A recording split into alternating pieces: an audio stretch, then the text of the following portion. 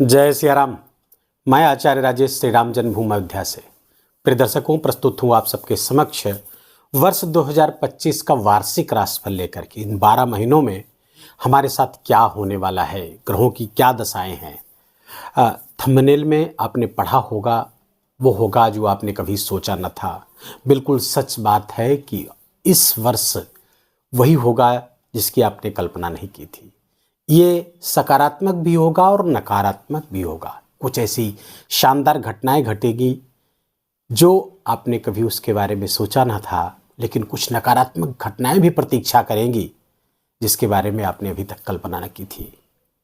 आइए जानते हैं कि समग्रता में धनु राशि के जातकों के लिए 2025 कैसा रहने वाला है, कहाँ सावधानियां बरतने की आवश्यकता है। 4 ग्राही वार्षिक राशिफल में ले जाते हैं क्योंकि यही पूरे वर्ष तक हमको प्रभावित करते हैं एक ही राशि पर बैठ करके। शनिदेव जहां पर एक राशि पर 2.5 वर्ष रहते हैं तो राहु केतु लगभग 1.5 वर्ष रहते हैं, और देवगुरु बृहस्पति भी 1 वर्ष से कुछ अधिक एक राशि पर रहते हैं। लेकिन ये वर्ष कुछ विशिष्ट है। बृहस्पति की अतिचारी गति चल रही है, जहां वो वर्ष में एक बार ही राशि परिवर्तन करते हैं, तो वहीं 2025 में वो 3 बार राशि परिवर्तन करने वाले हैं। उस सब का क्या प्रभाव होगा, आइए जानते हैं।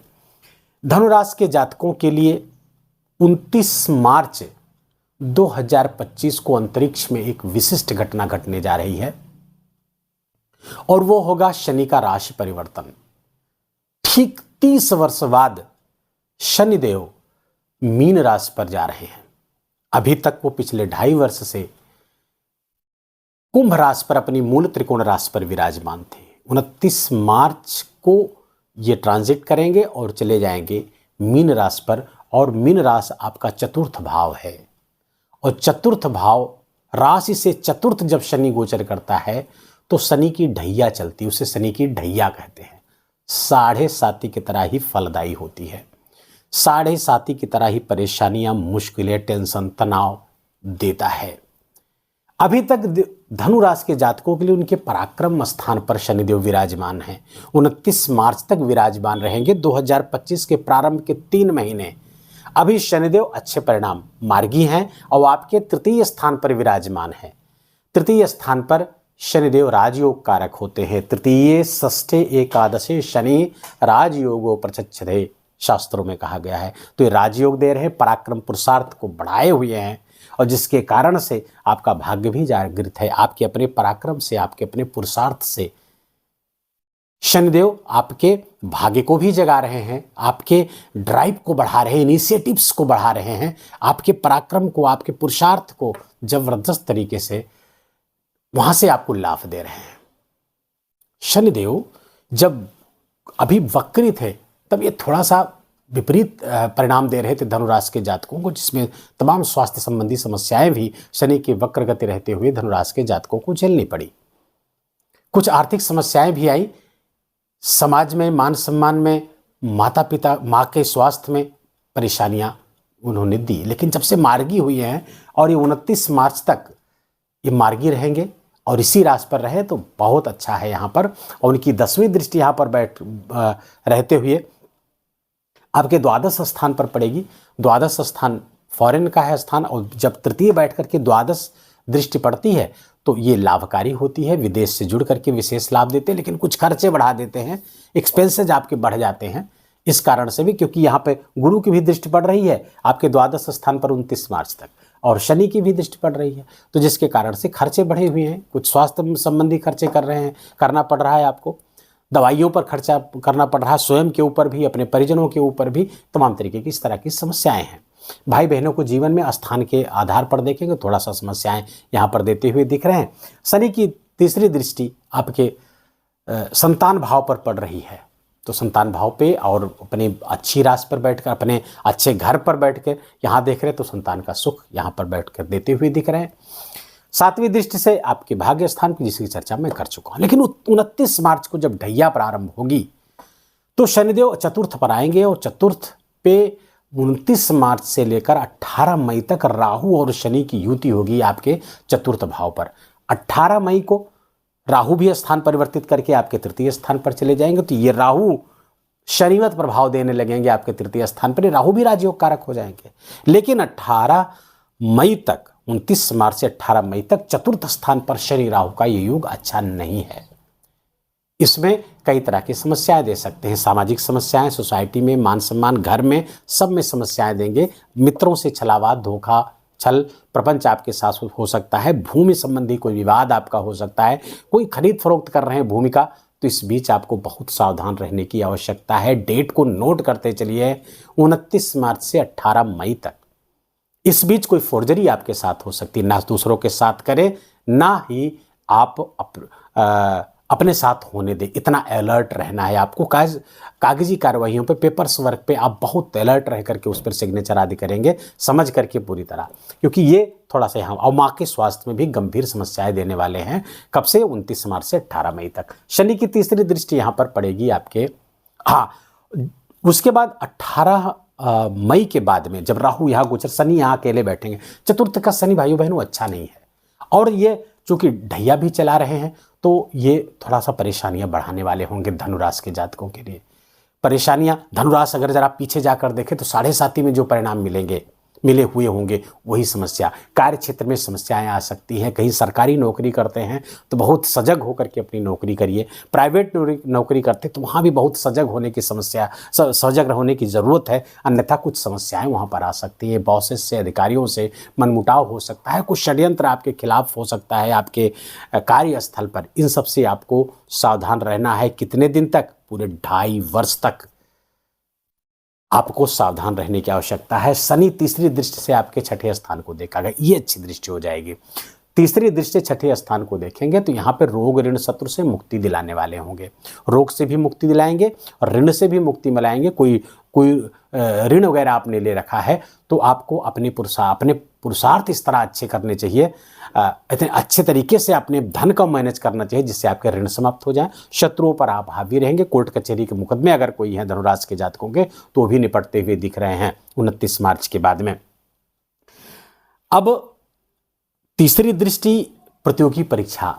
यदि धनुराशि के जातक कोई प्रतियोगी परीक्षा से जुड़े हुए हैं तो शनि की तीसरी दृष्टि वहां पर आपको सफलता देने जा रही है। आप परीक्षा क्रैक कर सकते हैं, आपकी जॉब लग सकती है, चाहे वो प्राइवेट हो चाहे वो सरकारी हो, हर जगह आपको सफलता मिलती हुई दिख रही है। शनि की 7वीं दृष्टि की चर्चा मैं कर चुका हूं, जो आपके कार्य क्षेत्र में प्रॉब्लम पैदा कर सकती है। वीडियो के अंत में बताए गए उपाय को अवश्य करिएगा। शनि की 10वीं दृष्टि आपके लग्न स्थान पर पड़ने वाली है, राशि स्थान पर पड़ने वाली है। ये राशि स्थान पर जब शनि की दृष्टि पड़ेगी, चतुर्थ बैठे शनि की दृष्टि से, ये स्वास्थ्य में समस्याएं पैदा करने वाली होगी। स्वास्थ्य में इल हेल्थ को देती। लेकिन यहां पर एक चीज के लिए रोकूंगा कि गुरु भी राशि परिवर्तन करके जब चतुर्थ स्थान पर, आपके सप्तम स्थान पर आएंगे, सप्तम स्थान से 7वीं दृष्टि से अपनी ही राशि को देखेंगे। केंद्र के स्वामी होंगे शनिदेव और देवगुरु बृहस्पति, अपनी ही राशि को देखेंगे तो शनि की 10वीं दृष्टि को न्यूट्रलाइज करेंगे। यहां पर देवगुरु बृहस्पति प्रबल हो जाएंगे तो शनि की दृष्टि वहां उतना अच्छा काम नहीं कर पाएगी। हाँ, दसम आपका राशि स्थान जागृत होगा देवगुरु बृहस्पति की दृष्टि से। आपका औरा बढ़ने वाला है, ज्ञान के प्रति आपका अनुराग बढ़ेगा, आप एक अच्छे व्यक्ति के रूप में समाज में मान सम्मान प्राप्त करेंगे। तो शनि को न्यूट्रलाइज करने का काम देवगुरु बृहस्पति है। अब देवगुरु बृहस्पति को अच्छा करने के लिए भी मैं वीडियो के अंत में उपाय करूंगा, ताकि इनका आपकी कुंडली में हो सकता है, लग्न कुंडली में देवगुरु बृहस्पति उतने अच्छे ना हो, तो फिर वो उपाय अवश्य करेंगे ताकि देवगुरु बृहस्पति चीजों को संभाले रहें 2025 में। क्योंकि आने वाला समय आपके लिए देवगुरु बृहस्पति के लिहाज से बहुत शानदार होने वाला है। ये तो रहा शनि की दशा, शनि का गोचर। अब आते हैं दूसरी घटना जो घटने वाली है 14-15 मई 2025 को। 14-15 मई की रात में देवगुरु बृहस्पति अपना स्थान परिवर्तित करके छठे स्थान से 7वें स्थान पर आ जाएंगे। देवगुरु बृहस्पति का छठे स्थान पर होना अच्छा नहीं था। पिछले मई 2000, आप देवगुरु धनु राशि के जातक थोड़ा पीछे जाकर के देखें, समझें। पिछले मई 1 मई 2024 से देवगुरु बृहस्पति आपके छठे स्थान पर गोचर कर रहे हैं और धनु राशि के जातकों के स्वास्थ्य में समस्याएं दे रहे थे। लिवर से संबंधित समस्या, पीठ और पेट से संबंधित समस्या, चिकित्सालयों में बार बार आना जाना लगातार आपको आपका बना हुआ है। दवाइयों पे खर्चे बढ़े हुए खर्चे, क्योंकि देवगुरु बृहस्पति की 7वीं दृष्टि खर्च के भाव पर, व्यय के भाव पर पड़ी हुई है। व्यर्थ की भागदौड़ करा रहे हैं, खर्चे बढ़ाए हुए हैं, मेडिसिन पे खर्चे आपके ज़्यादा हैं। लेकिन 14 मई से उसमें राहत मिलने वाली है, जब देवगुरु बृहस्पति आपके सप्तम स्थान पर आ जाएंगे। तो स्वास्थ्य में बहुत अनुकूलता आएगी, स्वास्थ्य आपका अच्छा होना शुरू हो जाएगा, दवाइयाँ आपके लिए काम करना शुरू कर देंगी। हालांकि इसके बाद जब देवगुरु बृहस्पति दृष्टि डालेंगे, आपके 5वीं दृष्टि आपके एकादश स्थान पर पड़ रही लाभ, मैंने बताया ये दृष्टि आपके लिए बहुत जबरदस्त है, क्योंकि देवगुरु बृहस्पति जहां बैठेंगे और जहां देखेंगे उस भाव का विस्तार करने वाले हैं। तब जब राशि पर यहां आपके सप्तम बैठेंगे तो विवाह आदि के योग बना देंगे। धनु राशि के जातकों के विवाह के योग बन जाएंगे। विवाह उनका, जिनका ऐसे जातक जातिकाएं हमारे जो विवाह के योग्य हैं, विवाह के लिए प्रयासरत है, जिनके माता पिता व स्वयं, तो ये विवाह के योग बना करके बैठेंगे। कब से? 14 मई से लेकर के 2 जून 2026 तक का समय बहुत बेहतर रहने वाला है वैवाहिक दृष्टिकोण से। अब यही गुरु की 5वीं दृष्टि जब लाभ स्थान पर पड़ेगी, एकादश स्थान पर यहाँ पर पड़ेगी, तो एकादश स्थान किसका है? लाभ का है, इनकम का है, इच्छा पूर्ति का है, प्रमोशंस का है। तो ये सब यहां से कराते हुए दिखेंगे। आपके लाभ मार्ग को विस्तृत करेंगे, लाभ आपका बढ़ने वाला है, इनकम आपकी बढ़ने वाली, कोई बड़ी इच्छा पूरी हो सकती है 2025 में। देवगुरु बृहस्पति कोई वरदान आपको देने जा रहे हैं, और वो वरदान ये है कि आपकी कई इच्छाएं, एक नहीं कई इच्छाएं और बड़ी इच्छाएं 2025 में पूरी होने वाली हैं।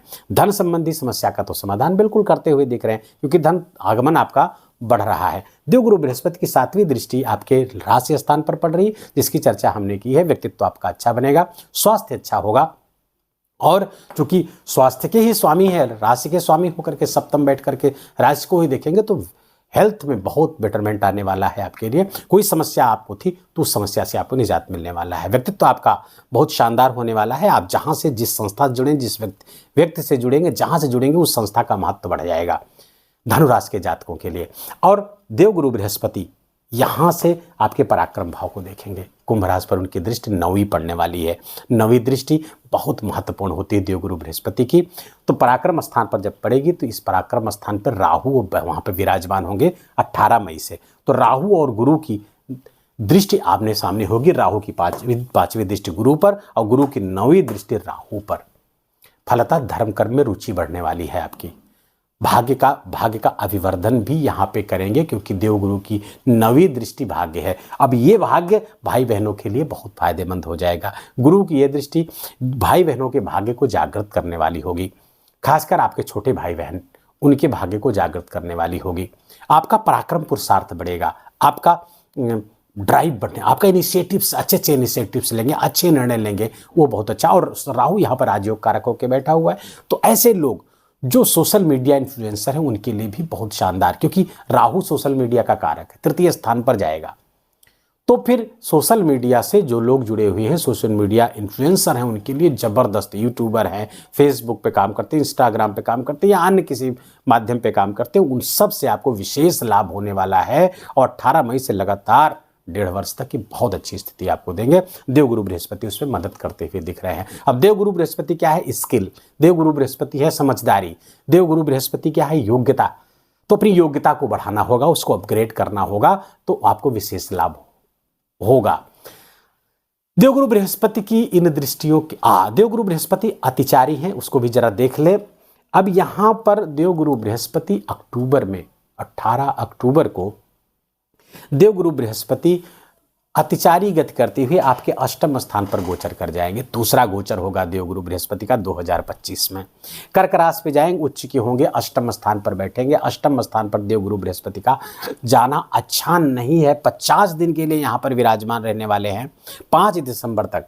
तो राशि के स्वामी हैं और चतुर्थ के स्वामी हैं। माँ के स्वास्थ्य में समस्या दे सकते हैं। सोसाइटी, भूमि, भवन आदि के जो लाभ है वो कम हो जाएंगे, या वहाँ पे कोई परेशानी पैदा हो सकती है। आपके स्वास्थ्य में भी कुछ गड़बड़ी से भी जा सकती है, जब तक अष्टम स्थान पर देवगुरु बृहस्पति के उच्च के रहेंगे। तो फलतः अष्टम, अब उच्च के रहेंगे तो अष्टम पे अच्छा परिणाम देने लगेंगे? बिल्कुल ऐसा नहीं है, इसको बिल्कुल कतई मत समझिएगा। अष्टम को जब जा करके वहां पर उच्च के होंगे तो अष्टम का ही परिणाम देंगे। अष्टम क्या है? दुर्घटना का है, अंधकार है, अकल्ट है, रहस्यमय चीजें हैं, संघर्ष है, तो यहां पर जाकर के संघर्ष को बढ़ाएंगे। कहां कहां से? हेल्थ के स्वामी हो रहे हैं तो हेल्थ से संबंधित संघर्ष बढ़ाएंगे। सुख से संबंधित संघर्ष, माँ का सुख हो, समाज का सुख हो, भूमि भवन वाहन का सुख हो, यहाँ पे 50 दिन के लिए समस्या लेकर के देवगुरु बृहस्पति आ रहे हैं। इसीलिए आपको जरूरी है कि अंत में जो उपाय बताया जाए, उपाय आप अवश्य करिएगा। और देवगुरु बृहस्पति यहाँ पर 5 दिसंबर तक रहेंगे। 5 दिसंबर के बाद पुनः राशि परिवर्तन करेंगे। 11 नवंबर को वक्री होंगे और पुनः आ जाएंगे मिथुन राशि पर। यह होगा तीसरा राशि परिवर्तन। और जैसे ही मिथुन राशि पर आएंगे पुनः चीजें अच्छी हो जाएंगी। यहाँ पर फिर 5 दिसंबर से 2 जून 2026 तक रहने वाले हैं, निरंतर लाभ की स्थिति है। तो 50 दिन 18 अक्टूबर से लेकर के 5 दिसंबर ये तिथि नोट कर ली, जिसमें बहुत सजग रहने की आवश्यकता है। जो उपाय बताया जाए उसको आपको करते रहना है। अब आते हैं राहु और केतु के परिवर्तन पर। राहु और केतु कैसे हमको प्रभावित करेगा? 18 मई का वो दिन होगा जिस दिन राहु और केतु अपनी राशि परिवर्तन करेंगे। राहु मीन राशि पर गोचर कर रहे हैं और कुंभ राशि पे चले जाएंगे।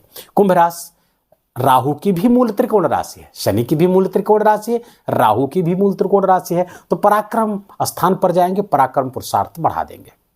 राहु पराक्रम पुरुषार्थ बढ़ाएंगे तो अपने हिसाब से बढ़ाएंगे। बहुत टैक्टफुल है, बहुत छलिया है, बहुत धोखेबाज है। यहां सजग रहना, क्योंकि राहु आपके व्यक्तित्व में सबको समाहित करेगा। यहां से आपको सावधान रहना है, क्योंकि गुरु से लाभ लेना है आपको। और राहु यदि अपने चाल में सफल हो गया तो गुरु का प्रभाव कम हो जाएगा, शनि का प्रभाव बढ़ जाएगा, उल्टा परिणाम प्राप्त हो जाएगा, समस्या हो जाएगी। तो आपका पराक्रम पुरुषार्थ बढ़े, लेकिन सात्विकता से, धार्मिकता से, नैतिकता से, सदाचार से अपना पराक्रम पुरुषार्थ बढ़ाइए। और उससे जितना गेन हो, जितना लाभ हो, वो आप करिए, वो आप प्राप्त करिए। राहु की जो दृष्टि होगी यहाँ पर 9वें स्थान पर भी होगी। 9वां स्थान धर्म का भाव है, तो धर्म से अलग करने का प्रयास करेगा। और जैसे ही आप नास्तिकता आपके अंदर आई और प्रश्न चिन्ह लगाना शुरू किया आपने अपने धर्म की स्थापित मान्यताओं पर, तो राहु का काम हो जाएगा, लेकिन आपका काम बिगड़ जाएगा। आपको हर हाल में धर्म से जुड़े रहना है, अध्यात्म से जुड़े रहना है, स्पिरिचुअलिटी से खुद को जोड़ के रखना है, तब यह राहु अच्छा परिणाम देगा। और राहु की एकादश पे दृष्टि पड़ेगी, अच्छा स्थान है। एकादश पे राहु राजयोग कारक हो जाता है, तो लाभ मार्ग आपका 2 तरह से बढ़ता हुआ दिख रहा है। एक तो गुरु की दृष्टि यहाँ पड़ रही है, राहु की 9वीं दृष्टि आ रही है, गुरु की 5वीं दृष्टि वहां पर पहुंच रही है। आप एकादश स्थान आपका जागृत हो रहा है, फलता बहुत शानदार परिणाम आपको देखने को मिल रहा है। किससे संबंधित? आपके एक इनकम से संबंधित, लाभ से संबंधित। एक चीज के प्रति आपको सावधान करूंगा, यहाँ पर राहु और गुरु की दृष्टि पड़ रही है। जीवन साथी के स्वास्थ्य को लेकर के आपको सावधान रहने की आवश्यकता है। कुछ भी थोड़ी मोड़ी भी समस्या हो तो तुरंत जाकर के उनको डॉक्टर को दिखाइएगा, क्योंकि राहु भी वृद्धि कारक है और गुरु भी वृद्धि कारक है। और जब इनमें दृष्टिगत संबंध होगा तो जीवन साथी के स्वास्थ्य में, उनके साथ संबंध में कुछ समस्याएं पैदा अवश्य करेगा। पार्टनरशिप में आपका व्यापार व्यवसाय है तो वहां पर भी सजग रहने की आवश्यकता है। यदि आपका पार्टनरशिप में व्यवसाय नहीं है तो बहुत अच्छा, आप उस पर व्यापार व्यवसाय में बहुत जबरदस्त आपको लाभ मिलेगा। जो विद्यार्थी हैं, विद्यार्थियों के लिए बहुत अच्छा अवसर आया हुआ है। राहु की तीसरी दृष्टि, शनि की तीसरी दृष्टि 6ठे स्थान पर पड़ेगी, जिससे आप प्रतियोगी परीक्षाओं में आज विजय मिलेगी। नौकरी आदि की संभावना को बढ़ाते हुए दिख रहे हैं, क्योंकि यहाँ पर शनि की दृष्टि पड़ रही है। शनि जो ऑलरेडी पहले से नौकरी में है वहां पे समस्या पैदा करेगा, जरूर पैदा करेगा, उसके प्रति आपको सजग रहना है। लेकिन करियर में उन्नति भी वही शनि देगा। कब? जब आप हार्ड वर्कर हो जाएंगे, आप कठिन मेहनत करने लग जाएंगे, क्योंकि शनि कठिन मेहनत चाहता है। तो ढैया में कठिन मेहनत करें, सदाचारी बने रहें, नैतिकता प्रधान जीवन जिए, विवेक प्रधान जीवन जिएंगे तो ये शनि आपको परेशान नहीं करेंगे। एक चीज और बता दूं आपको, सोसाइटी के, समाज के स्थान पर बैठे हुए हैं तो यहाँ पर सोसाइटी के वेलफेयर के लिए कुछ काम करिए, समाज के कल्याण के लिए काम करिए। अपनी आय का एक अंश और अपने समय का एक अंश सोसाइटी पर लगाइए। जो गरीब हैं, दुखी हैं, पीड़ित हैं, उनके बेहतरी के लिए अगर आप अपने समय का, अपने धन का अंश लगाते हैं, शनि बहुत प्रसन्न हो जाएगा। कुछ भी कर लेने से उतना फायदा नहीं मिलता जितना केवल शनि के लिए ये काम, सोसाइटी के काम, सोसाइटी के वेलफेयर के लिए काम, दुखी, पीड़ित, वंचित लोगों के लिए काम करेंगे, शनि बहुत प्रसन्न आपसे हो जाएंगे। केतु आपके 5वें स्थान पर आ जाएंगे। केतु स्पिरिचुअल ग्रह है और स्पिरिचुअलिटी में इसको बढ़ाने वाला है। देखिए, न्यूमरोलॉजी से और इसको बेहतर तरीके से समझ पाएंगे कि 2025 को अगर जोड़ेंगे तो ये 9 की संख्या आती है। वो 9 की संख्या मंगल प्रतिनिधि करते हैं, इसका प्रतिनिधित्व करते हैं। और मंगल कौन है? योद्धा है, आक्रामकता है, रक्तपात, लड़ाई झगड़ा, युद्ध विवाद, प्राकृतिक आपदाएं, इस सब का कारक है मंगल। केतु लास्ट में जब 2 अंक जोड़ेंगे 5 और 2 तो 7 होगा। 7 के प्रतिनिधि हैं केतु, और केतु जब मंगल के संयुक्त होगा, केतु और मंगल से संयुक्त ये वर्ष जब होगा, केतु है स्पिरिचुअलिटी, केतु है धर्म, अध्यात्म। और मंगल का एग्रेशन जब केतु के साथ जुड़ेगा तो धार्मिक उन्माद की स्थिति पैदा होने वाली है। ऐसे कुछ धर्म जिनकी ओरिजिन ही पागलपन से हुई है, उनके पागलपन की वो अपनी हदें क्रॉस करेंगे, और जिसके कारण से पूरा विश्व उनके पागलपन के चपेट में आ जाएगा। युद्धोन्माद की स्थिति बढ़ने वाली है, प्राकृतिक आपदाएं होंगी, आर्थिक मंदी की भी समस्या पैदा होगी। अतः आप सब लोग बहुत सावधान रहिए। इसलिए मैंने कहा कुछ ऐसा होगा जो आपने कभी सोचा न था। ऐसी घटनाएं घटने वाली हैं जिसके लिए आप तैयार नहीं हैं अभी से। हम कहते हैं कि आप किस तरह से तैयार हो सकते हैं। तैयार ऐसे हो सकते हैं कि अपने धर्म को बढ़ाइए, भजन को बढ़ाइए, भक्ति को बढ़ाइए, क्योंकि धर्म ही आपकी रक्षा करेगा ऐसे समय में। और धर्मो रक्षति रक्षतः, धर्म की आपकी रक्षा करेंगे तो धर्म आपकी रक्षा करने वाला है। एकदम एक बने रहें, एकजुट बने रहें, और अपने आप को स्पिरिचुअलिटी से जोड़िए।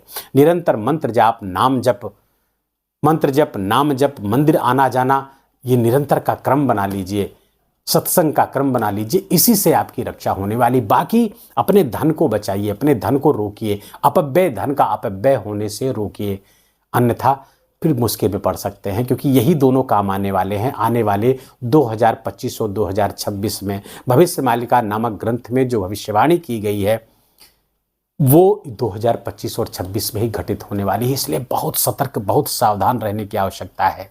एक दूसरे का ख्याल रखें, भगवान की भक्ति निरंतर करते रहें। उपाय के तौर पर आपको क्या करना चाहिए? धनुराशि के जातकों को विष्णु सहस्त्र नाम का पाठ नित्य कम से कम 3 बार करना चाहिए। 3 बार न कर सके तो 2 बार तो करना ही चाहिए। सुबह और शाम विष्णु सहस्त्र नाम का पाठ करिए, नारायण कवच का पाठ करिए, श्रीमद् भागवत महापुराण के 6ठे स्कंद के 8वें अध्याय का पाठ करना है। 35-40 श्लोक हैं, 5 मिनट में समाप्त हो जाएगा, लेकिन वो नारायण कवच आपकी सब तरफ से रक्षा करेगा। तो विष्णु सहस्त्रनाम और नारायण कवच का पाठ अनिवार्य रूप से धनुराशि के जातकों को करना चाहिए।